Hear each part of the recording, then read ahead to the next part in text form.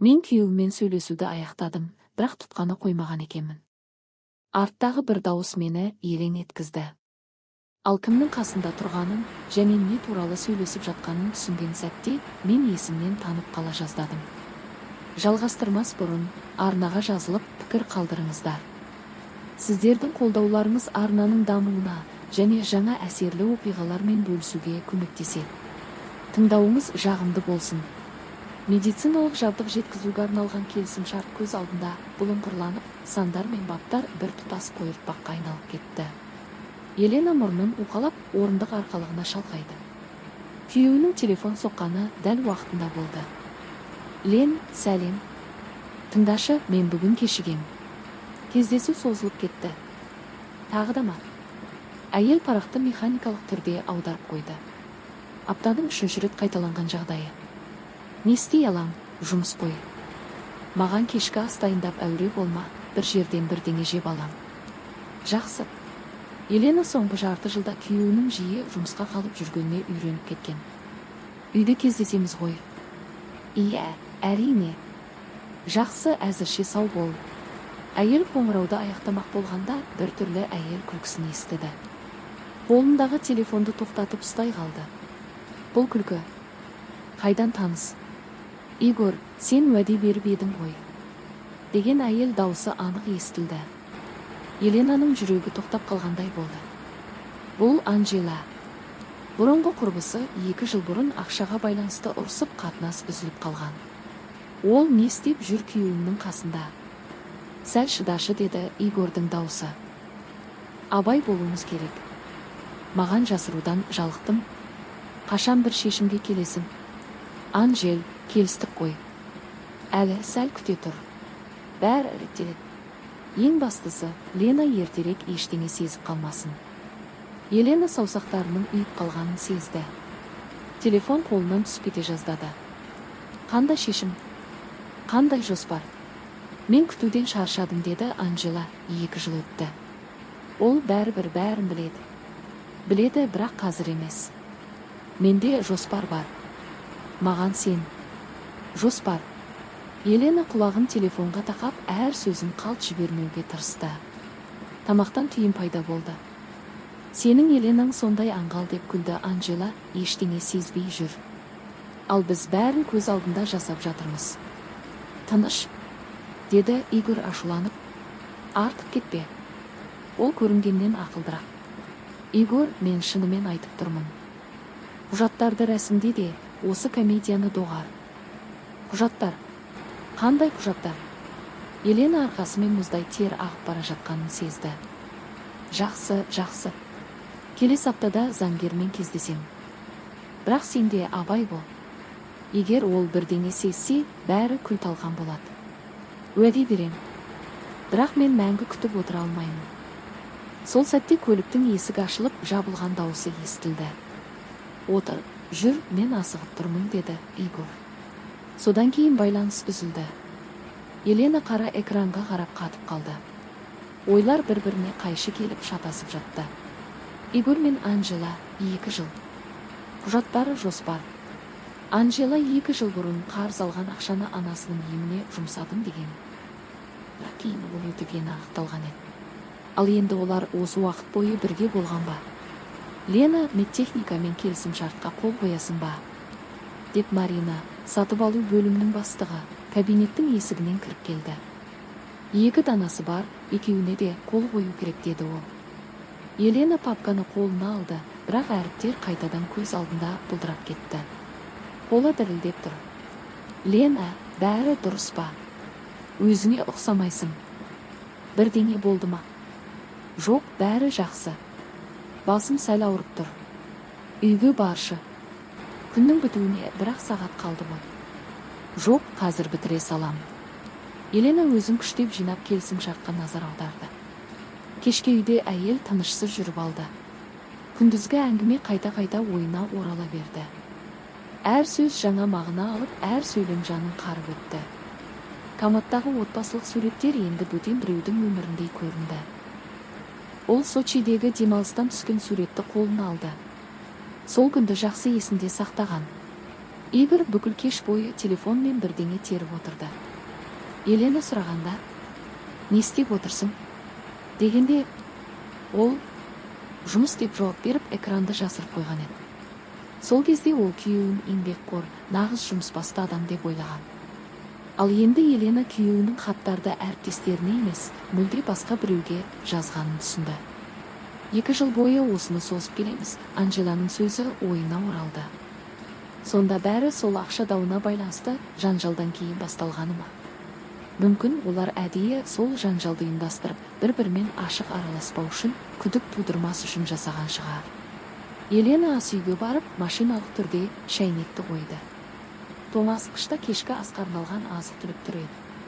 Әйел бұрынғыдай күйеуі кенеттен ойынан айнып, үйге келсе де әрдайым артығымен тамақ пісіріп жүретін. Енді бұл әдет оған ақымақтық болып көрінді. Кенет телефонына күйеуінен хабарлама келді. Кездесу тағы ұзарып кетті. Кеш келем. Күтпе. Баяғы бір сарынды сылтау. Соңғы айларда осындай хабарламалар қаншама рет келді екен. Елена Игорьдің мінезіндегі өзгерістерді алғаш қашан байқағанын еске түсіруге тырысты. Жұмыста жиі қалатын болды, киім киісі өзгерді, бұрын ешқашан алмайтын қымбат иіс суды қолдана бастады. Тағы да ақшамен байланысты оғаштықтар пайда болды. Игорь қаржылық мәселелерде жабық бола бастады. Үлкен шығындарды талқыламайтын. Саған тосын сый жасағым келеді дейтін ол. Нағыз ақымақ болған екенмін деп ойлады Елена, оның қамқорлығына сеніп қуанып жүрген. Әйел ноутбукты ашып интернет банкингке кірді. Ортақ шоттарында бәрі қалыпты: коммуналдық төлемдер, азық-түлік, бензин. Бірақ күйеуінің жеке картасында күмәнді қозғалыстар байқалды. Қолма-қол ақша алу жиілеген, бұрын соңды бармаған мейрамханалар мен күндерінде төлемдер. Ал Еленаға соңғы 6 айда күйеуі бір тал гүлде сыйламапты. Ол қорлықтан, ашудан, дәрменсіздіктен айқайлағысы келді. Қалай осылай соқыр болуға болады? Нақты сатқындықтың барлық белгілері көз алдында тұр. Ал өзі әлі де ортақ болашақ жайлы армандап, бала туралы ойлап жүрген. Елена ноутбукты жауып, бөлмеде әрі-бері жүруге кірісті. Не істеу керек? Бірден жанжал шығару ма, әлде ашық сұрап алу ма? Ол күйеуінің айтқан сөздерін есіне түсірді. Егер ол ертерек бірдеңе сезіп қойса, бәрі бұзылады. Нені бұзылады? Қандай құжаттар туралы айтқан еді? Осы сәтте ойына бір қорқынышты нәрсе келді. Пәтер оның атына жазылған. Ата-анасы үйленген кезде сыйға тартқан. Бірақ некеден кейін Игорь пәтердің ортақ иесі болып тіркелген. Не ол осы үйді иемденбек пе? Елена сейфке қарай жүгірді. Ішінде неке туралы куәлік, пәтердің құжаттары, төл құжаты бәрі орында. Бірақ бұл ештеңе білдірмейтін. Құжаттардың көшірмесін алдын ала жасап қоюға болады ғой. Оның ойы Анжелаға ауды. Анжела әрдайым айлакер әрі есепшіл болатын. Университетте кез келген жағдайдан қиналмай сытылып шығып, кінәні басқаға арта салатын. Ал анасына ем жасаймын деп алған қарыздың артындағы шындық оның қандай адам екенін дәлелдеп қойған. Сонда анасы аман есен, ал ақша оның несиелерін жабуға кеткен еді. Енді сол әйел күйеуімен бірігіп тағы бір жоспар құрып отыр. Телефон тағы дір ете түсті. Лен, мен ертең таңертең сапарға кетем. 3 күнге. Айтуға ұмытыппын. Тап ыңғайлы сылтау. Әрине, Анжела екеуі сол 3 күнді бірге өткізбек. Елена тез жауап берді. Жақсы, қай қалаға барасың? Жауап біраз уақыттан кейін келді. Воронеж жеткізушілермен кездесу. Әйел күйеуінің жұмыс пошта аккаунтына кірді. Ол парольді білетін, Игорь ешқашан жасырмайтын. Воронежге іс-сапар туралы бірде-бір хат жоқ. Есесіне, турфирмамен жазысқан хаттар бар екен. Подмосковьедегі қонақ үйге 2 адамға арналған нөмір броньдалған ертеңге. Түн бойы Елена көз іле алмады. Әр дыбысқа құлақ түріп жатты. Игорь түн ортасында келді, асықпай душқа кіріп, сосын үнсіз жатып ұйықтап кетті. Әдетте Елена күйеуінің үйге оралғанына қуанып қалатын, ал бүгін оның жанында жатқанның өзі өтірік спектакль сияқты көрінді. Таңертең Игорь сапарға ерекше ұқыптылықпен жиналды. Елена ұйықтап жатқан кейіп танытып, жартылай ашылған көзінен бақылап жатты. Лен, мен кеттім, деді ол, еңкейіп маңдайынан сүйіп. Жолың болсын, деді әйел ұйқылы ояу үнмен. Ол кеткен бойда Елена жылдан киініп жұмысқа барды. Бірақ ойы басқа жақта еді. Құжаттарға қараса да, қоңырауларға жауап берсе де, жиналыста бас изесе де, санасы бір ғана оймен шыр айналды. Енді не істеу керек? Түске қарай нақты шешімге келді. Егер Игорь мен Анжела Подмосковьедегі қонақ үйде болса, онда оның үйде күйеуінің заттарын қарап шығуға уақыты бар. Мүмкін сонда бәрін түсіндіріп беретін бір дәлел табылар. Ол өзін жайсыз сезініп тұрғанын айтып, жұмыстан сұранып шықты. Бұл шындыққа онша алыс емес еді. Әйел үйге қайтты. Іздеуді жұмыс үстелінен бастады. Суырмаларда әдеттегі заттар жатты: қаламдар, блокноттар, қуаттағыштар. Бірақ ең түкпірдегі бұрыштан ол бүктелген бір қағазды тауып алды. Бұл олардың пәтерін бағалауға арналған құжаттың көшірмесі еді. Өткен аптада жасалған. Еленаның қолы дірілдеп кетті. Демек, күйеуі расымен пәтерді сатпақшы болған. Ал ол үй оның ата-анасының сыйлығы еді. Елена жатын бөлмеге кіріп, күйеуінің шкафының бөлігін ашты. Көйлектердің арасында зергерлік дүкеннің қапшығы тұр екен. Ішінде гауһар тасты алтын сырғалар. Чекте олардың бір айлық барлық шығынына тең сома. Ал сырғалар әрине оған арналмаған еді. Еленаның алтынға аллергиясы бар болатын. Ал күйеуі бұны жақсы білетін. Пиджактың қалтасынан заңгердің визиткасымен бір жазба табылды. Онда күн көрсетілген: ажырасу, мүлікті бөлу. Игорьдің жазуы. Демек, 3 күннен кейін ол ажырасуға арыз бермек. Елена төсекке отырып аяқтарының дірілдегенін сезді. Сонда бұл уақыттың бәрінде күйеуі оны тастап кетуге дайындалып жүрген екен.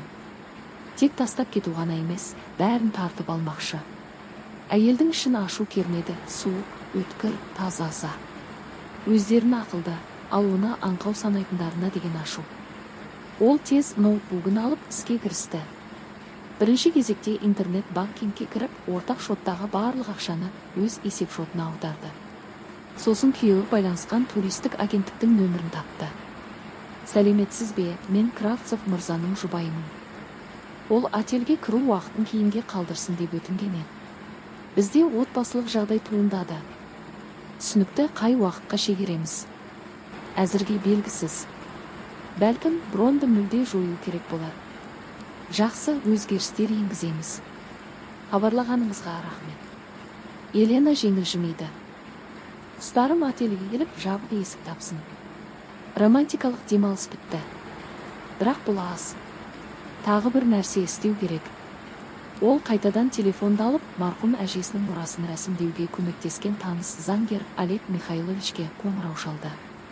Олег Михайлович, сәлеметсіз бе? Мен Елена Кравцова, маған шұғыл отбасылық заң бойынша кеңес керек. Күйеуім ажырасуға арыз берсе, мүмкінді қалай қорғай аламын? Не болды, Елена? Сіз жақында өте бақытты болып жүрген едіңіз ғой. Барлығы көрінгендей емес екен. 3 күннен кейін күйеуім заңгерге барып ажырасуды рәсімдемек. Мен мұны кездейсоқ білдім.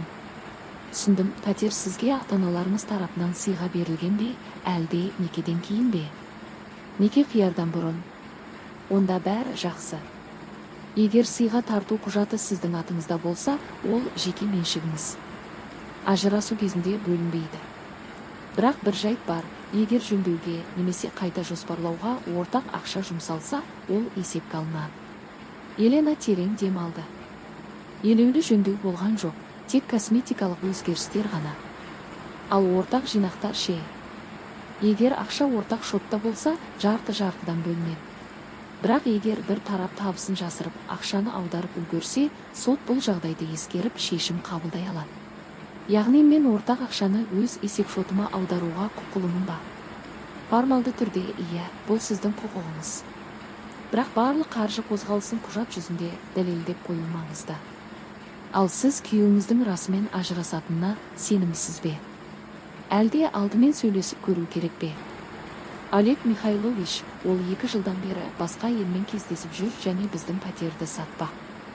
Бағалау қағазында таптым. Онда тезірек әрекет етіңіз. Мен сізді бүгін кешкі 6-да қабылдай аламын. Заңгермен сөйлескен соң Елена жеңілдегендей болды.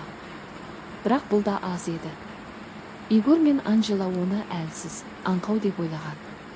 Ал ол керісінше дәлелдемек болды. Ол Анжеланың жарнама агенттігінде жұмыс істейтінін есіне алды. Агенттік бірнеше сауда орталықтарын қызмет көрсететін. Лауазымы да жоғары, имиджі де маңызды. Мұндай адам туралы басқа біреудің отбасын бұзып жүр деген сыбыс тараса, басшылыққа ұнамасаны. Елена басшылығының байланысын табу қиын болмады. Ол қысқа, бірақ нақты хат жазды. Сіздің қызметкеріңіз 2 жылдан бері үйленген ер адаммен кездесіп жүр және онымен бірге мүліктік айлашарғылар жасамақшы. Әзірге хатты жібермеді.